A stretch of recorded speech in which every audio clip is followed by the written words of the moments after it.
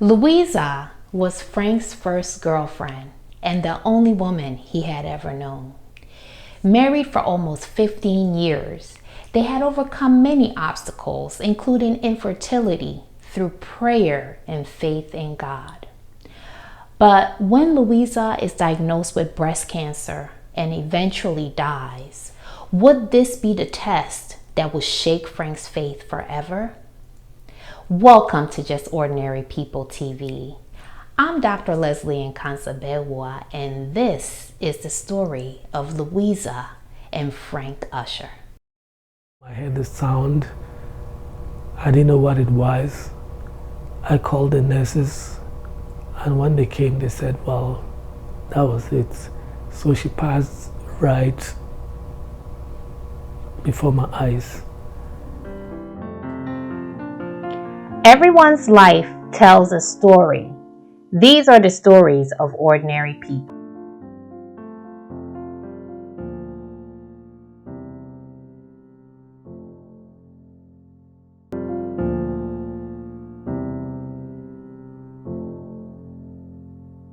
A friend of mine took me to Louisa's house to meet her brother because they were mates in school.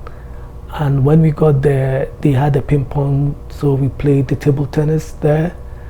And one of the days, Louisa just walked past us, and there were many guys there, and everybody was saying, oh, is that your sister? Is that your sister? And then something told me that she would eventually be yours.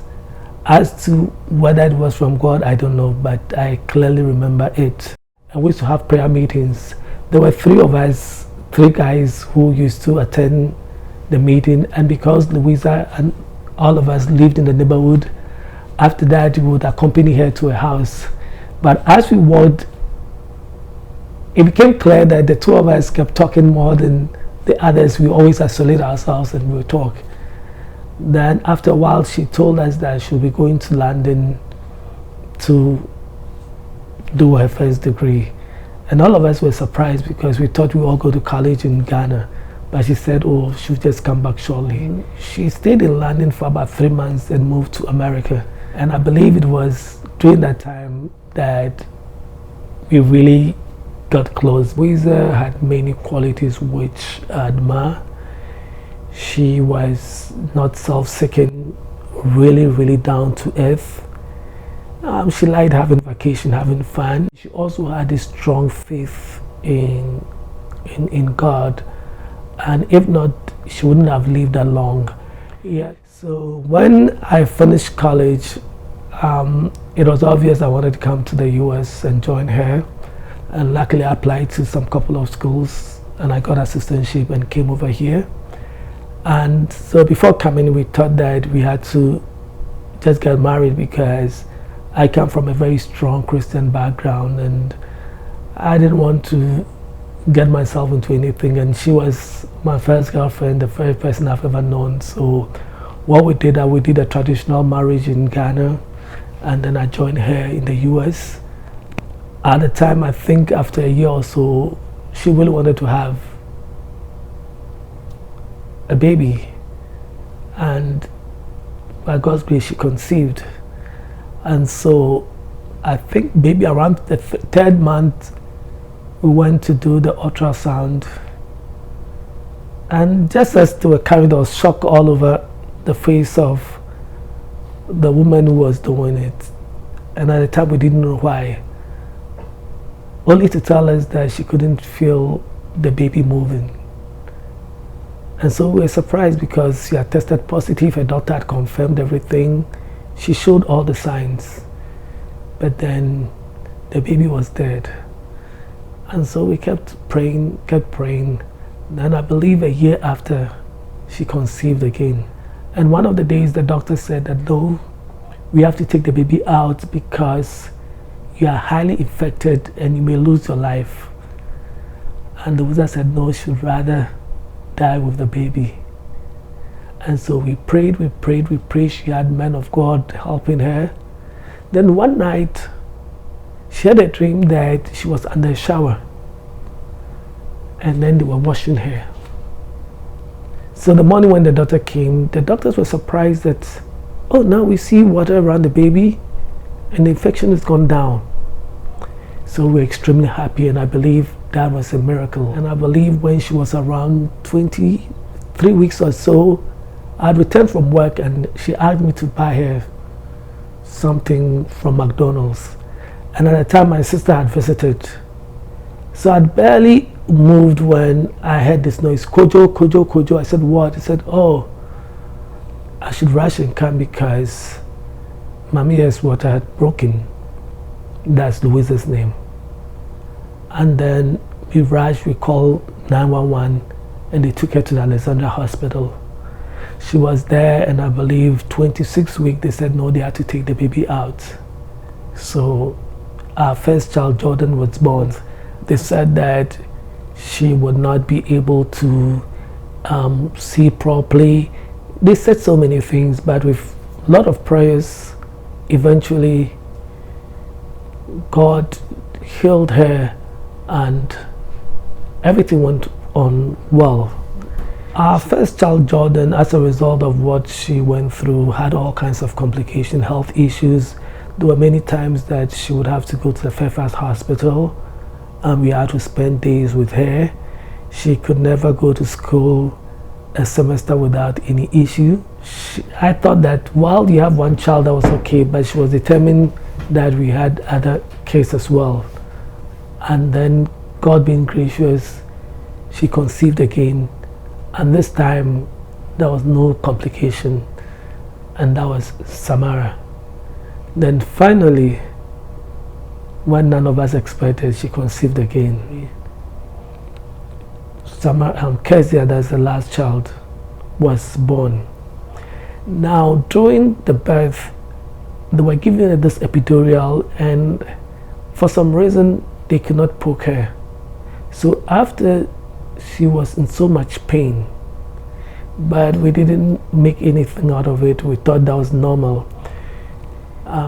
She had felt a lump in the breast, and we all thought that it was the milk, and so we made light of it.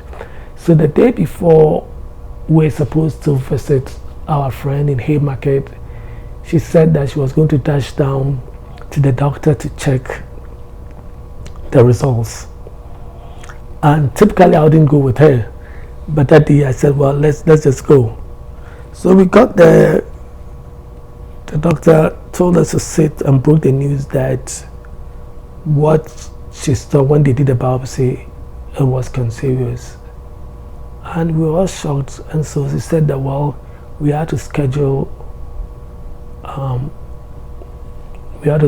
appointment for her to remove the lump in the breast before it spreads to the other parts of the body. And so that was it. And we had the date fixed. And just before the surgery, our pastor, Pastor Jima, came to visit. And at that time, Louisa was in much pain. I'd gone to work.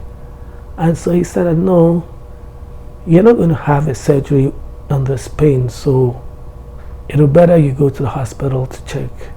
So it was when we went to the hospital that they said no, it was already stage 4 because it had gone into the bones, and even just looking at the x-ray, it was obvious. And so they gave a couple of months to live. In hindsight, I think she developed it when she got pregnant, because all the time that the doctors could not poke her, it was because the cancer had formed in the bones, and so that was why they were not able to. She decided to go for treatment, and thank God that it went well the first 2 years, I believe, and they cleared it that she was cancer free. After 4 years, things took a different turn, and that was when they said that they had exhausted all avenues, and so there wasn't much they could do. Then we did some form of herbal medication, alternative treatment. We did that as well. Initially, it seemed to have gone well, and we were all happy. And even the doctors were surprised and asked her what she was doing, whatever thing she was doing, she should keep on, which we did. And she was working, I was working, the kids were growing up. Yes, we had challenges, like I said, with Jordan, but in all of that, we were not so worried. Then at one point, she started feeling this strong headache. And so we went and they said that they felt that the cancer was now affecting the brain, was in the brain. And so we had to start some form of treatment. And so we put everything on hold and we focused on that. Initially, she seemed to be doing well, but as nature would have it, it took a toll on her, and eventually we took her to the Fairfax Hospital. Throughout all of this time, I was very confident that God was going to heal her. Honestly, if somebody told me that she wasn't going to make it, I wouldn't believe. People talk to me. I'm not telling me that she would not make it, but for me to know that anything could happen. The church we attended was very helpful. They prayed for us many times. They had all nights interceding.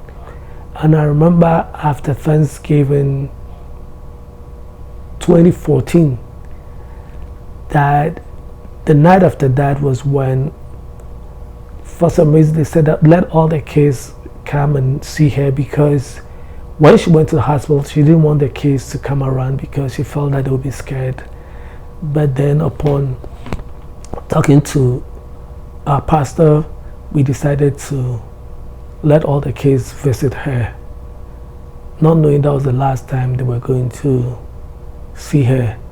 And at the time I was in the ward with her, we had prayed all night, and maybe around 3 a.m. I heard the sound. I didn't know what it was. I called the nurses, and when they came, they said, well, that was it. So she passed right before my eyes. Initially, when she passed away, I wouldn't say it affected my faith. One of the regrets I had was that because I had not made room for that possibility, it took me off guard, because I was so much optimistic that God was going to heal her. Even when she passed, I thought that somehow she was going to be raised. So throughout the burial, even though I was thinking about her, I was more concerned, like, so how do I deal with Jordan and the other sibling and without their mom? But God has been gracious, I would admit. He gave me the grace, the strength to take care of the kids, and Jordan's health has improved a lot, and now she's not had any issues, and I believe that's a miracle in itself. I've become very sensitive to the plight of widows and widowers. Doing funerals, burials, people would sympathize, but the real pain is not during those times. When everyone is gone, how do you live on with all these challenges? But God is faithful. He will not allow you to be tempted beyond that which you can bear. And I'm a testimony to that. In life, we come across challenges. As human beings, we'll not understand it all. But God knows what is good for us. Eventually, it will make us strong. I'm much closer to God now than I was before. There are some things that you and I would never understand. But at the end of it all, we know that the Lord has been good to us. My stay with Louisa was really great. I'll not trade that with anything. Yes, it came to an abrupt end, but I believe that one day I would see her, and so I'm not disturbed at all. In all things, I give thanks.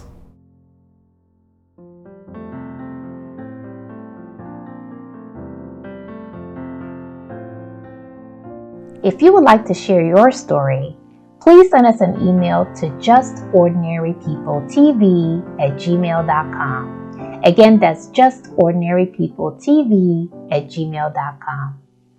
Thanks for watching. Please share, subscribe, or comment below.